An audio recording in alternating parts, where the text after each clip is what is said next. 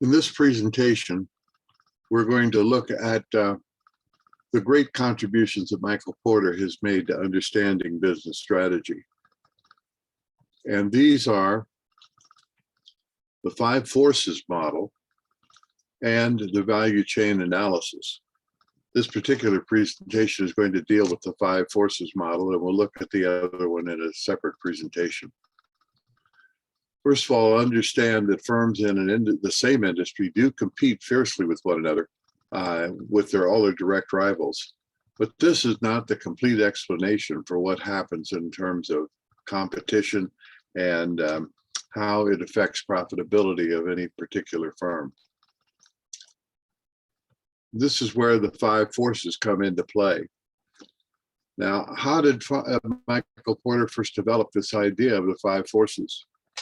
Well, back in the early 1990s, Michael Porter, who was both a PhD in economics from Harvard and also a DBA from the Harvard Business School, began studying different strategies.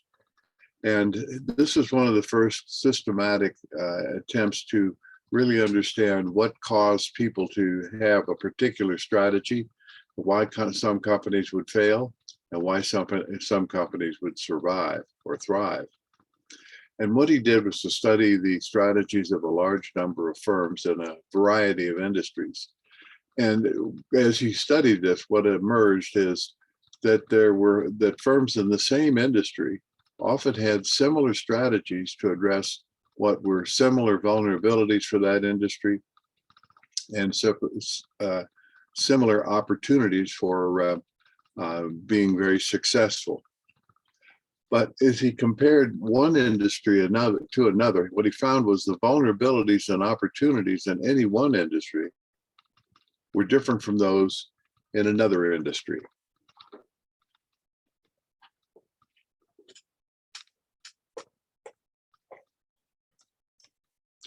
All the vulnerabilities in an industry put pressure on the entire industry's profitability. And all those industry vulnerabilities seem to cluster around 5 different areas. And this is where he sorted all of his data and found that he could categorize things by particular industry type and also by how each of them would respond to the vulnerabilities in these 5 areas. Logically, the first one of those was the rivalry with other firms within the same industry. Second one was supplier pressure. How much can your supplier demand in the way of pricing or in terms of product quality based on the characteristics of the industry? And correspondingly, what kind of buyer pressure is there out there? Do the buyers buy a large percentage of the industry members' products and therefore have the ability to buy down prices? Or are they relatively powerless in terms of their ability to manage prices? Fourth, he found there was a pressure from new entrants into the industry. And these are people that you might recognize as potential entrants into the industry who are always lurking around trying to find places where profit could be made in a slightly different either geography or slightly different product makeup, and therefore may be considering invading your industry. And finally, threats from outside the industry, completely outside the industry. And this is from products that solve the same problem that your industry currently solves, but does so in a better way or a cheaper way. And this is one that's very hard to anticipate because it really kind of comes from out of left field. Porter designed this chart, and you probably will see this frequently if you are doing any studies on the 5 forces. And the circle in the center, the arrow in the center that's orange, represents the competitive rivalry that every company recognizes exists as they compete in the marketplace. The one on the left in green and the one on the right in red are things that you can well anticipate anytime you enter into an industry.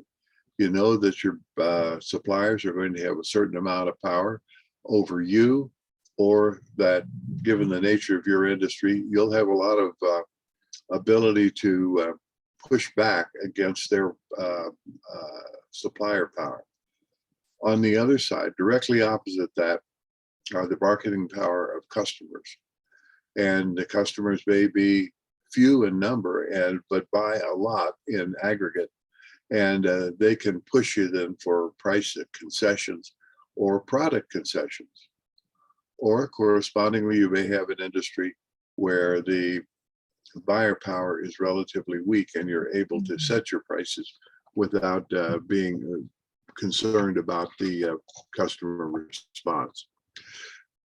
So those are pretty easily recognized, those two, bargaining power of suppliers and bargaining power of customers. On the other hand, the threat of new entrants is always there. You can recognize it, but it's something that can surprise you. And when a new entrant decides to come into your market or into your industry, you know that they're going to bring substantial resources to bear. And they're probably going to try and buy their position by reducing prices so that they can get some initial sales. And our pricing scenarios have to be responsive to that threat. So we may bring our prices down just to make it less attractive for a new entrant to come into the industry. Finally, the threat of substitutes on the what I'd call the southern part of this diagram shows things that may come in from outside entirely outside the industry and blindside you. The best example I can think of being iTunes and the introduction of the iPod as a disruptive event in the music industry that came from nowhere and absolutely, in a very few years, absolutely destroyed the music industry.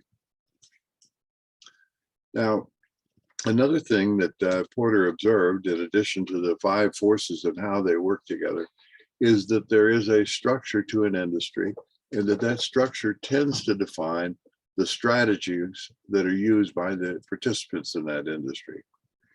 And the structure of the industry develops very early in the industry's life and consistently as he examined this. And one example of this, for an example,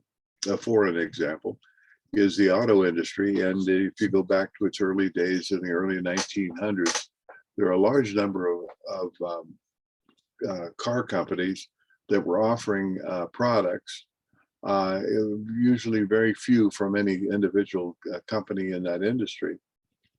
But they all seem to structure themselves around a way of distributing their product. They did not have a direct relationship with their end user customer, but instead franchise dealers in various areas of the country. Now, that meant a guy in Lincoln, Nebraska might have a franchise with the Ford Motor Company and have a right to buy or a demand that he buy, say, 25 cars a year.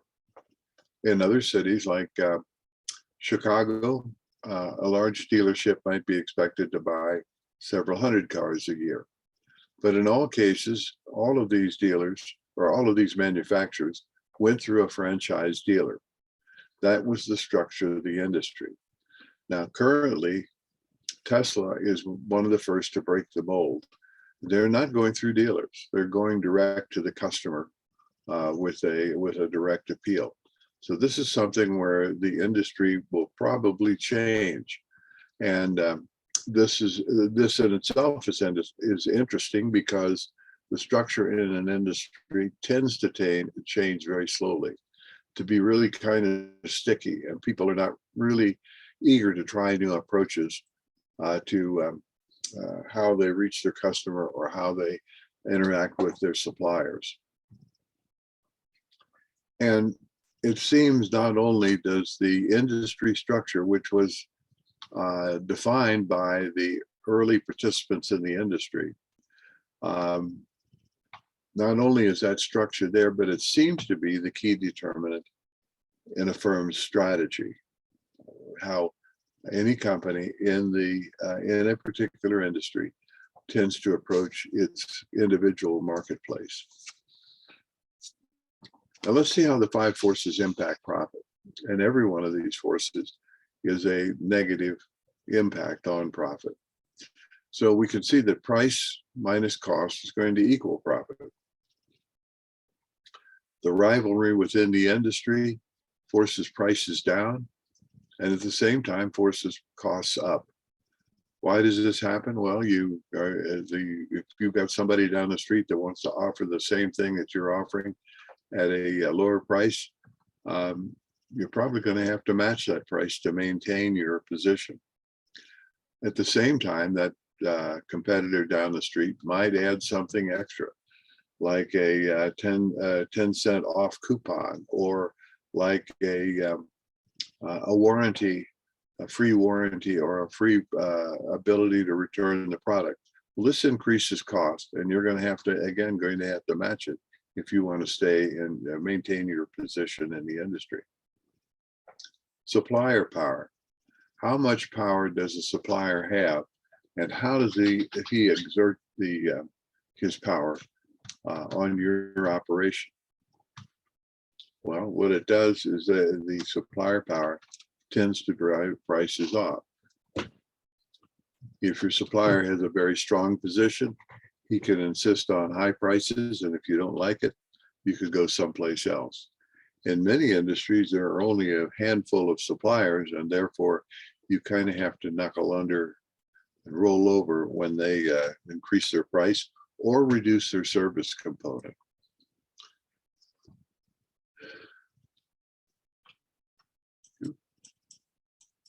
Now, buyer power is just the opposite of supplier power. If you have very few customers in your industry, you have to be very careful with them and responsive to either their demands for lower prices or for more custom features. And on the other hand, in some industries, their buyers have very little power at all because they are scattered and they never really have a significant impact, and no individual buyer has a significant impact on the sales of the company. The threat of new entry, this is something that is always there. And as I said in an earlier slide, one of your responses to that is to preemptively reduce price in order to make it less attractive to somebody who wants to consider coming into your industry. So you need to always be aware of the threats of those new entries out there and recognize it will always drop your price. Corresponding the threat of new substitutes, somebody can come into the industry from completely outside with a new approach that solves the customer's problem at a cheaper or better way. And your first response probably is going to be reducing prices, since you don't want to lose that market share to a new person coming in the industry who could completely upset the entire industry component. Each of these forces puts pressure on profit, just that simple. And this is quite a recognition on Porter's part, that these areas, each of these 5 areas worked to the same results: lower prices and higher costs. Lower prices for the company, higher costs for the company.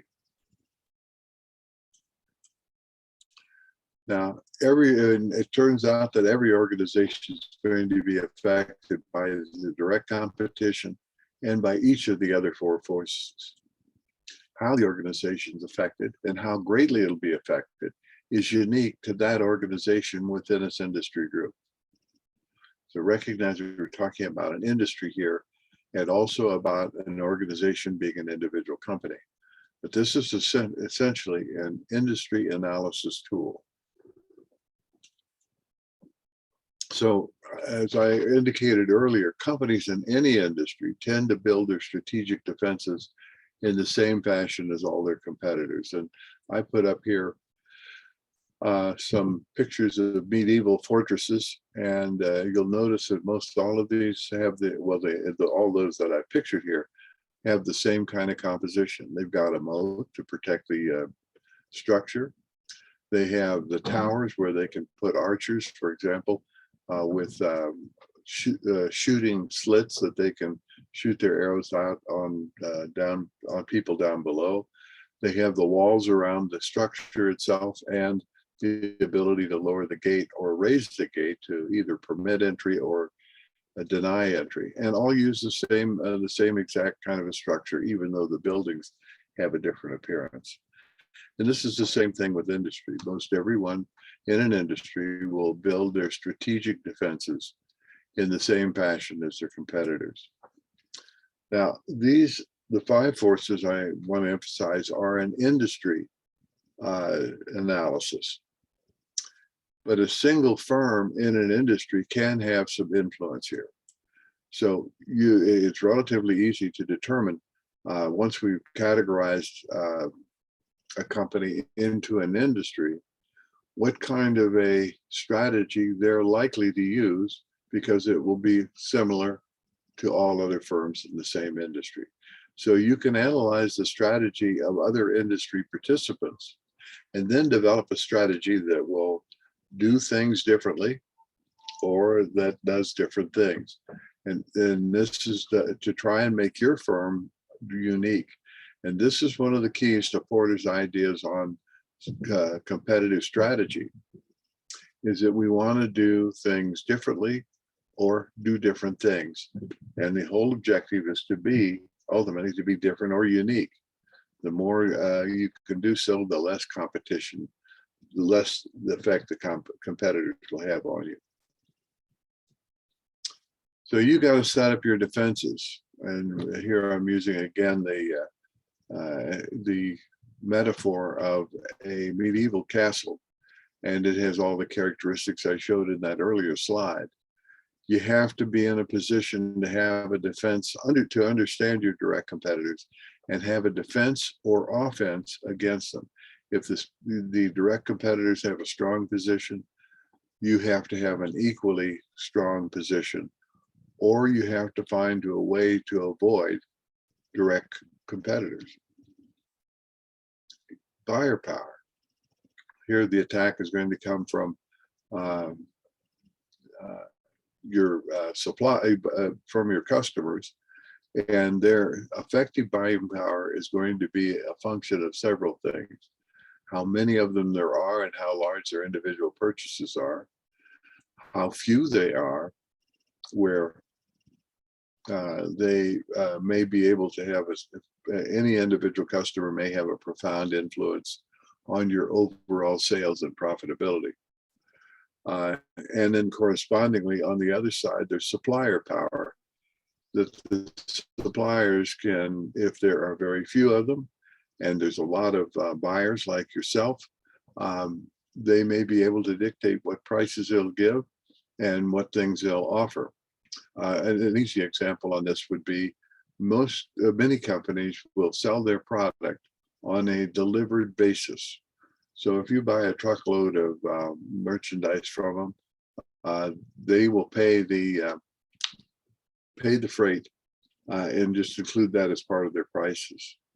Now, in an environment like we currently have, where freight costs are becoming increasingly important, that supplier may come back to you and say, we're going to sell you, but now we want to sell it freight collect. That is, we will expect you to pay the freight. We aren't going to cover it anymore. So this is an area where a strong supplier can reduce the kind of benefits that they offer, and do so because they've got the power. The threat of new entrants, as I said, is always out there, and you have to anticipate that they might come into market. And this means that you will probably have lower prices than if there were no threat of new entrants. And finally, there's that threat of substitutes. Can somebody come into your market completely out with a new approach from completely outside your industry and play havoc with you? Of all of them, this is the one that is the most difficult to anticipate because they are not necessarily anything like the current offerings. So here's a summary of what we've talked about so far. The 5 forces is an industry analysis rather than a firm analysis. It is based on the industry structure. The structure, in turn, is defined by the industry participants, and it evolves very quickly when a new industry is born. And it's pretty well defined by those first major companies in the industry. So if we do an analysis of the structure of the industry, it'll reveal the level of industry vulnerability to each of those 5 forces and the areas where the industry can push back against one or more of the 5 forces because the opposing force is weak.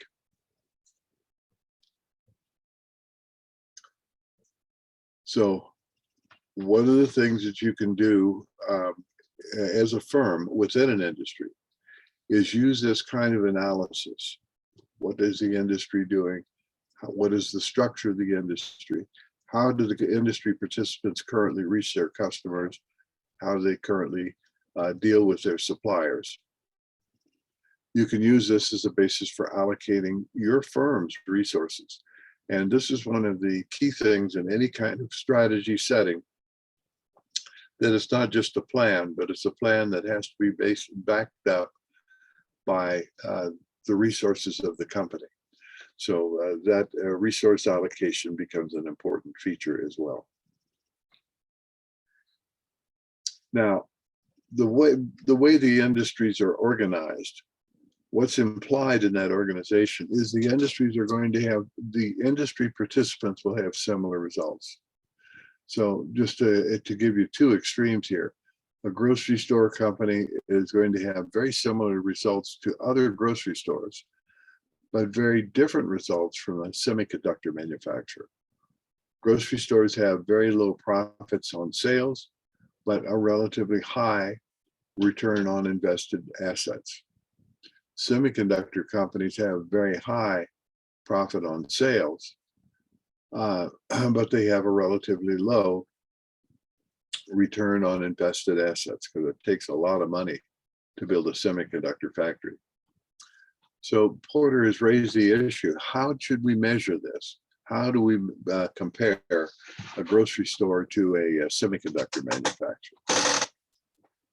And what are the results that we want to measure? Do we want to measure market share? Do we want to measure profitability on sales? Do we want to measure return on invested capital? And Porter says that he thinks that we should consider return on invested capital. And this is a combination of profits, which is in turn related to sales, and also investment required to earn those profits. And that is the assets that we use in the business as compared to profitability. And we'll look at that later on in another presentation. So we're going to use the 5 forces to understand how competition works. And what Porter wants to see us look at is to use this as an analytical tool to create a sustainable competitive advantage. And in this case, sustainability means to have the same strategy be functioning over a long period of time. This is important. It's so easy to create a strategic advantage that everyone can copy, and that immediately they undermine the advantage that you created. In that kind of a situation, the only beneficiary are either the suppliers to your firm or the end user customers. The suppliers are going to be able to get better pricing. Your customers from you Your customers are going to be able to get a better product, but if everyone copies you, if all the other participants in your industry copy you, you're going to end up having to give either to pay more to keep that your advantage high, or reduce your prices to the reduce or perhaps at least maintain prices to your end users, but at a higher cost to your company. So what Porter does is he suggests that if we do this kind of analysis, it'll give us an alternative to SWOT, because it really does force us to look at the nature of the competition within in the industry. So I'm going to give Porter a check mark on that. That this is, I'm increasingly convinced, is a viable alternative to SWOT.